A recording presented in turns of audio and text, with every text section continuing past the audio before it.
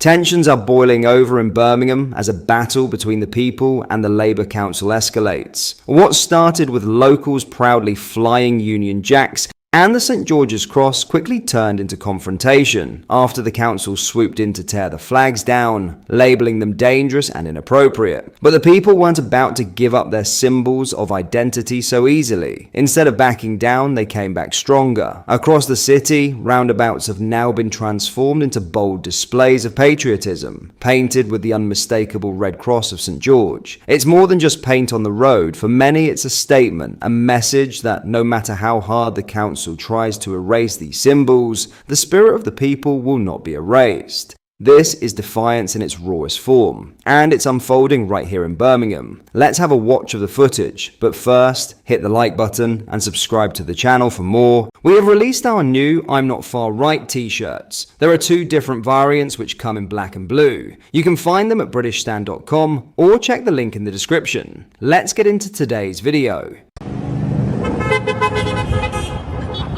Come on!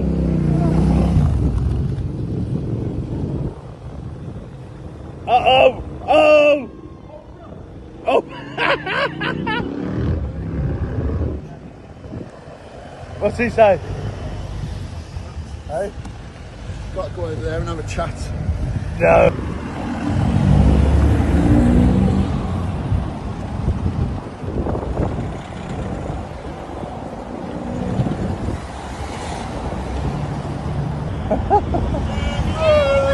Come on!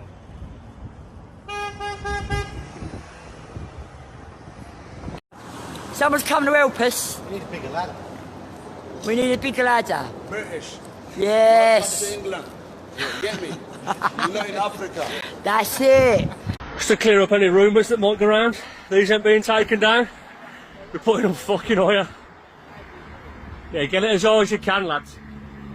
Fucking mint. Put one on the moon if we could. Well, the man on the moon's at the top of the road, so we could go up there. They're not coming down. We're getting these higher, right in the fucking flagmobile. We're getting them fucking higher because it's been taken down a couple of times.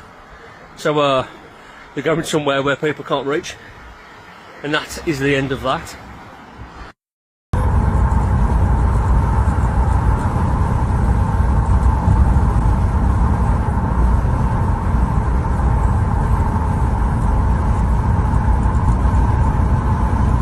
In other news, VPN downloads have skyrocketed nationwide in the wake of the Online Safety Act coming into force on July 25th, 2025. The legislation requires websites, streaming services, and mobile apps that host adult content to use strict age verification checks to ensure visitors are over 18 years old. Since VPNs let you manually spoof your IP address, making it appear as if you're accessing the internet from outside of the UK and outside the jurisdiction of the Online Safety Act, it's possible to bypass the age verification checks. This is because platforms have only set these live in the UK, with those accessing adult websites in France and the United States unaffected by the latest shakeup, for example. It's currently legal to download and install a virtual private network, VPN, in the UK, with many of the brands behind the best VPN deals reporting massive spikes in downloads in recent weeks. Free VPNs, despite not being recommended by security experts, have also enjoyed a healthy increase in downloads. At the time of reporting, 5 of the 10 most downloaded free apps on the Apple App Store are VPNs, with record numbers of Brits turning to VPNs in the wake of these robust age verification checks. There has been debate around whether UK authorities could end up banning their use. Secretary of State for Science, Innovation and Technology Peter Kyle insists there is currently no plan within government to block VPNs. However, Mr. Kyle did admit that Downing Street was looking very closely at how VPNs are being used. Some people are finding their way around the legislation, he admitted in an interview with Sky News. For everybody who's out there thinking of using VPNs, let me just say to you directly, verifying your age keeps a child safe, keeps children safe in our country. So let's just not try and find a way around, he told the BBC. I just want to urge caution in how people are using them. Would a VPN ban even work in the UK? Experts believe enforcement of an outright ban would prove pretty challenging. Specialist Graham Stewart from Tel Aviv cybersecurity firm Checkpoint describes potential prohibition as like banning people from smoking in their own homes. You might not like it, but good luck enforcing it. The only countries that currently prohibit citizens from using VPNs include North Korea, China, Russia, Iraq, and the UAE. Hardly the sort of company the UK usually keeps when it comes to new legislation. Not only that, but the technical implementation of a VPN ban would require deep packet inspection of internet traffic, similar to China's Great Firewall approach. Harry Halpin from privacy tool NIM warns this would necessitate purchasing censorship technology from authoritarian regimes. Businesses could suffer too, as corporate VPNs are often a requirement for secure remote working. Any prohibition risks transforming Britain into what Mr. Halpin calls a digital pariah state, potentially driving technology companies away. Let's not forget there are many legitimate uses for these clever applications. Companies like Microsoft and Google have previously offered a VPN that offered this level of encryption when heading online.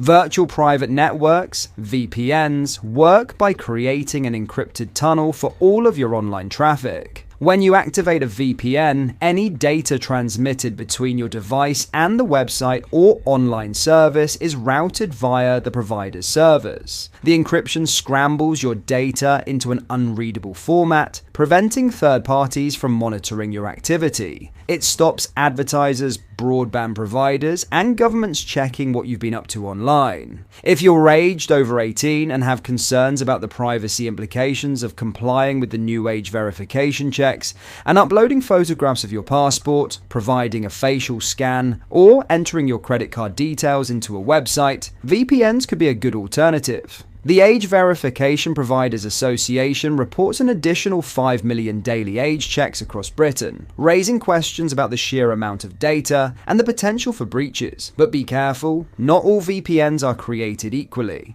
There are risks associated when downloading an unvetted VPN, especially one that offers access to all of the encryption without charging you a subscription. If you're considering a free service without paid tiers or restrictions, you should question their revenue source. Certain VPN brands have faced regulatory complaints over the years for sharing personally identifiable data with advertisers, whilst others lack transparent privacy policies or physical addresses.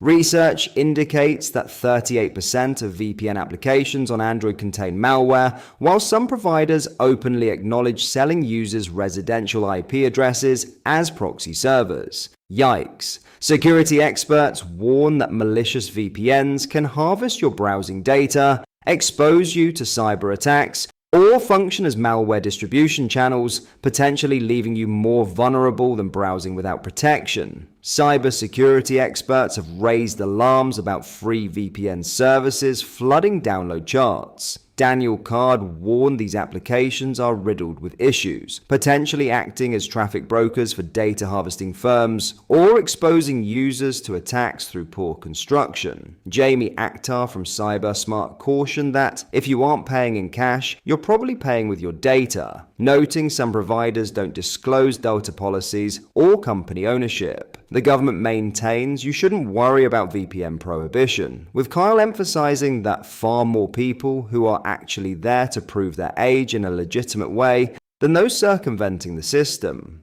In an interview with Times Radio, the MP for Hove and Port Slade said that while a small number of people who will use VPNs, most of them will be adults themselves, the focus remains on creating a safer online environment for children. Despite the increased awareness of VPNs, the Online Safety Act's age verification requirements do seem to be working. Websites hosting pornography must now implement highly effective age checks, requiring you to upload photo ID, undergo facial recognition, or provide credit card details.